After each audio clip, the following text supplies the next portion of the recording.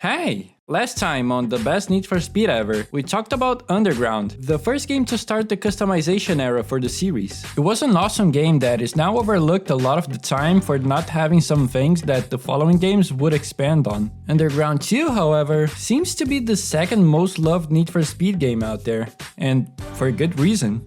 But you have to wonder, was it really that good? Or is it nostalgia messing with people and making them rank this game so high when it's actually not that good?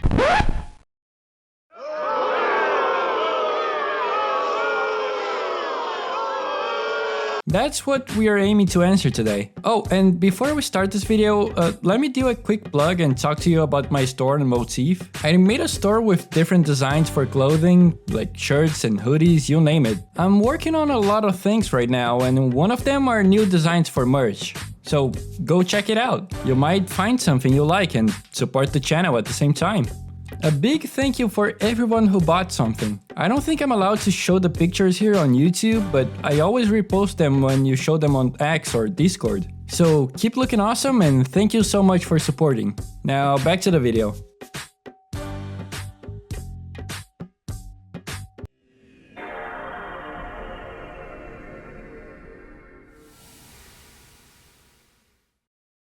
Underground 2 is obviously the sequel to Underground. The game was developed by Black Box and released in 2004, a full year after the original. Our game begins right after the ending of Underground 1, after beating Eddie. You get a call from someone who says they want you to join his team and it's not gonna take no for an answer. You hang up your phone and drive to a party where Samantha and other people are waiting for you, when the same guy hits your car with a Hummer, breaking it. 6 months go by and you are now in a plane to Bayview with a good luck note from Samantha, saying her friend loaned you her car until you got your own new car. One fun fact you might not know, at least I didn't because I didn't know English as a kid, is that after you get Rachel's car, she asks you to go to the car lot to buy yourself a car. But while in her car, you get calls from other people telling you about races that are going on in Bayview. And you can actually use her car to win those races while she gets progressively madder the more you make her wait. Rachel explains that she controls the racing scene on Bayview and every race that goes on has to go through her first. And there's an invitation-only series called the Underground Racing League, where you can make a lot of money. As always, let's start with the graphics of this game. One thing you should know, I'm playing this on PC, and there are some settings that you can change to modify the look of the game, like overbright, which will make places that have light reflections way brighter. And it's a look I'm not a fan of, but I'm not gonna take any points away because you can simply turn it off.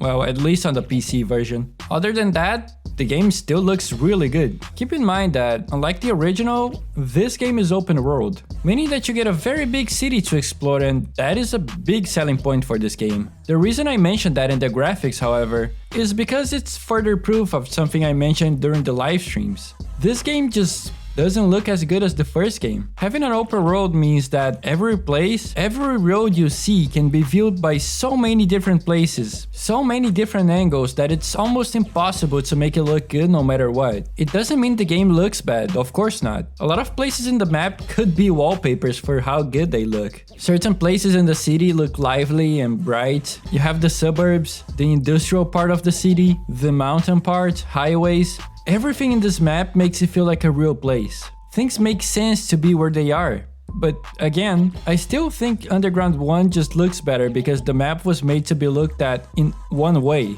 the way the developers intended. And that's something you simply can't afford in an open world game. Not that they didn't try, it looks good, it just isn't the same thing.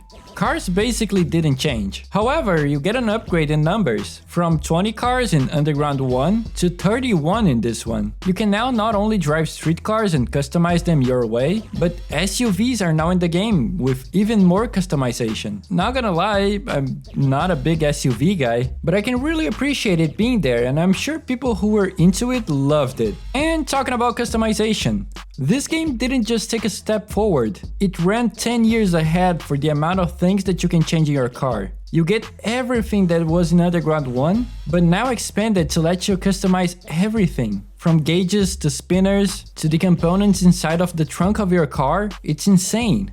Having this as a kid was crazy to me, and I used to spend so much time just making car after car and comparing them to my friends' cars. They honestly did a great job here and gave you so much freedom to do whatever you wanted, so big props to them for this reason. Not only that, but in this one they also opened a huge door for performance customization. You can go to the dyno whenever you want and change how your car handles for each different type of race. Things like the suspension, gear ratio, nitrous, tire pressure, you name it. However, here's where our problems start. The way the career works in this game is the following. You race, get a sponsor contract, get invited to URL races, and then you get to be on the cover of various magazines and DVDs.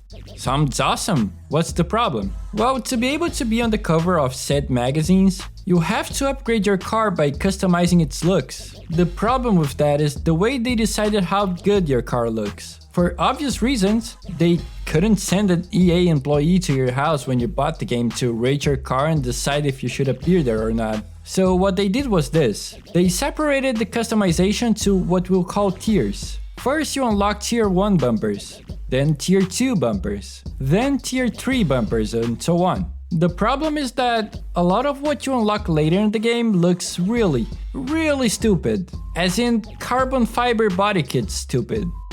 No shame if you enjoy them, just not for me.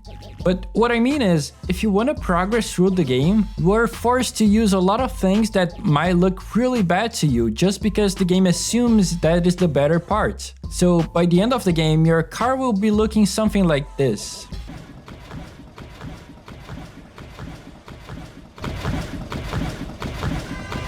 Another thing that I have to talk about is progression and grinding. I mentioned how in Underground 1 there weren't a lot of tracks and you played the same ones a lot of times over and over again. And in this game I was truly impressed by the variety. I did not remember how insane this was, or never really paid attention. But one minute you're racing in the city, then you're racing downtown, then you change to the industrial area, then the mountain, then you race in the URL races that are actual racetracks. Then you get to Street X races, which are in dirt. Then you move to drag races that have their own designs outside the city. Then drift races that are also closed circuits, and sometimes just going downhill from the mountain. The list goes on and on and on. I simply cannot complain about that. I cannot confirm this, but throughout the whole game, I don't think I played the same race twice once. Either that or the game just has so much variety that was impossible for me to notice. But you then get to another problem. Grinding. Because the game has so many races, sometimes it ends up being pretty hard to make money. And just like the original, it takes a while for the game to really get going. It took me so long to get a second car in the game, I was thinking I was only gonna be able to see 2 or 3 cars in the entire career. Thankfully, it gets better after a while. But holy crap, is this game long for absolutely no reason. I believe that if you only play this game casually, like just once a day and stop, then go out and do other things, then come back to it another day, you can really spend a month playing it and never get bored. But because I have a week to get through these, it got to a point where I was considering giving up because of how long it was. Again, that can either be a plus for the game that you want to spend a lot of time with, or a negative for a game that you want to experience once and it's gonna take way longer than you might expect. In my case, I think it's a plus. Just sad that I can't spend more time with it. The gameplay was also something I noticed as soon as I touched this game. Probably because of the open world again, they had to make changes to how the cars handle. It is still very good, not that different from the previous game, but cars oversteer a lot more than before. Again, that is probably because you have to account for very hard turns as you have the whole city to explore now, but I think I prefer the original over this one, just because of how tight the handling feels in comparison. Keep in mind, after playing Underground 1, I've been praising the game a lot, so this is in comparison to that. I don't want you to think that because I prefer the handling of the other game, this one is bad or something. It is still very good and extremely satisfying.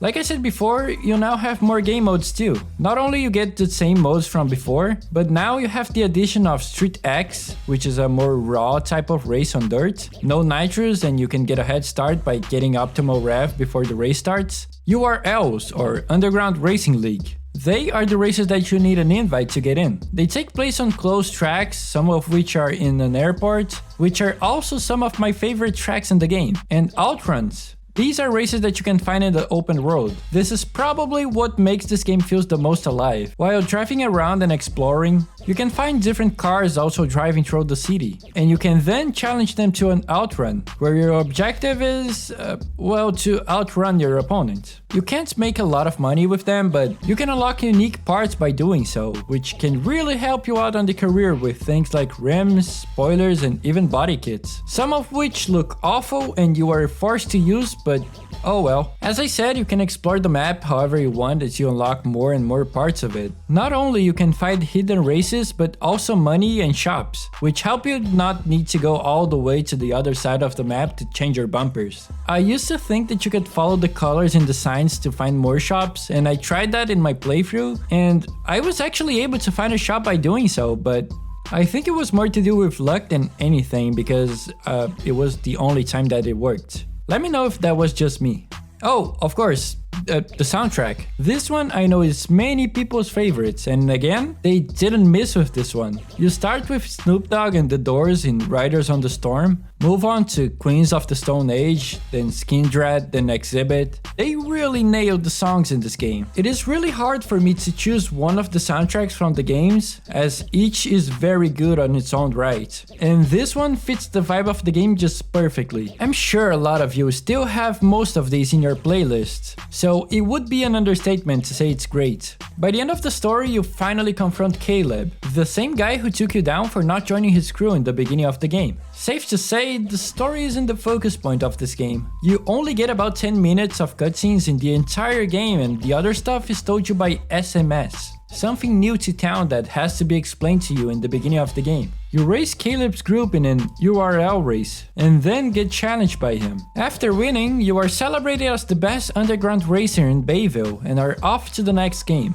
It was a pleasant surprise to play this game again. I knew I would enjoy it, but having so much stuff thrown at me was really unexpected. I didn't remember how much depth this game had, and not only to the customization, but to the world around you. It is really cool to see how many races they shoved into this game, and for some, it might even be overwhelming. So keep that in mind if you want to play this one. Don't rush it, take your time, and play like a second life you have inside a racing game. You will really enjoy it. But anyway, I guess that's it for this one. If you enjoyed the video, make sure you leave a like, it really helps me a lot. And as always, a huge thank you for our new members, Black Crowned and Solifeaul, I think. Being a member helps me keep doing what I love the most, so thank you so much for supporting the channel. And yeah, I'll see you in the next one. Take care!